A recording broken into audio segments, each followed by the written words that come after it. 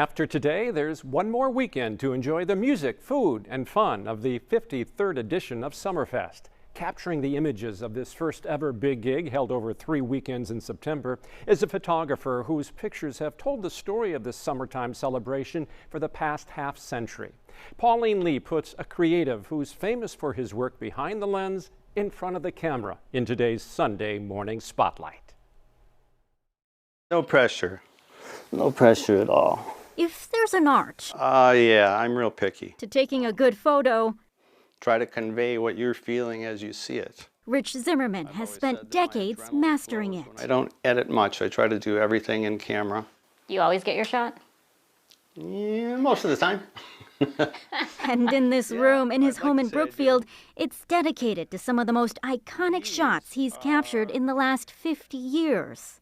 Well, this is probably my most famous shot. From the late creative musical genius David Bowie at the Milwaukee Arena in 1974. But it's gotten used quite a bit for a few things. To the legendary Frank Zappa there just a year earlier. And Linda Ronstadt with Rambling Jack Elliott rehearsing for the Wisconsin Music Festival at Camp Randall Stadium in 1972.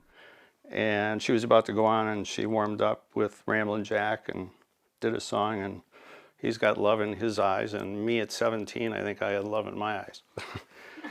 Music and moments came into focus for Rich when he was just a teenager. Because I loved it, number one, and freezing the moment. You can look at it 50 years later and say, this is what happened. He was wearing this, he had that guitar. Nice hair, right? He's mostly self-taught and got his start in high school working for the Bugle American newspaper as a music photographer. Music in the city there was so much of it, you couldn't cover it all. In a room full of shot makers are also several shot takers he's kept over the years. There's the classic he bought in 1963. But it still works. And the one that started it all. And the thing I love about it is its little flash. But these days, that camera, that Sony over there, is my best friend. he eyes a much more powerful digital camera. It rocks. In low light, it is just the best thing in the world. So many keepsakes captured. 98% are rock and roll. All kept safely in a dark room of sorts, with flashes of the past. In here are 6,000 rolls of film, all in negatives, all numbered. But the big rock band that really jump-started his career? Good question. The first main act was at Summerfest 50 years ago, a band called Mountain. And the photos are terrible. We're up front, and I've got shots maybe from here up of the musician, and there's stuff in the way, but it's always been a learning curve going through the years. Summerfest 1971 was when his learning curve started.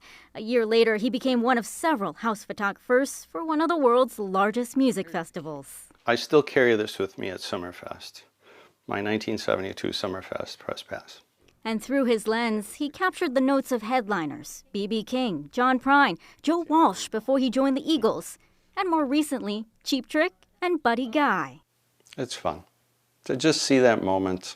Big artists and big moments at the big gig. Those are my shots. Including when comedian George Carlin got arrested after his sketch at Summerfest in 1972. That was the night he was arrested for saying the 7 words you can't say on TV. But a lot of it in here is mine. Pink Floyd, the Stones. His work soon opened doors to other opportunities and other publications, even recording companies like Columbia. I still think he's the best guitar player in the world. Many of his images are now published in books and magazines seen around the world. Half of the cover is mine. All of his photographs, though, he's only taken as a hobby. He retired from his day job 2 years ago. Most of us don't sell anything. We'll get it in a book. We'll do it for our publication.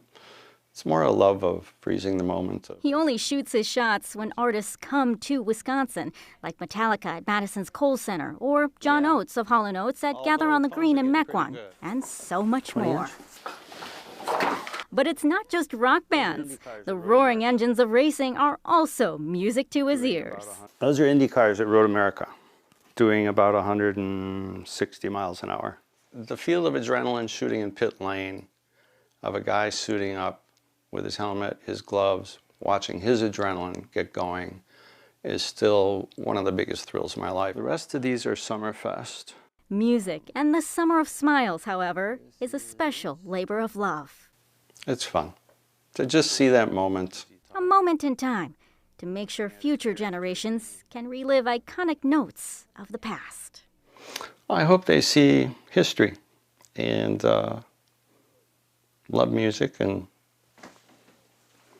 hope they enjoy the moment that's frozen there.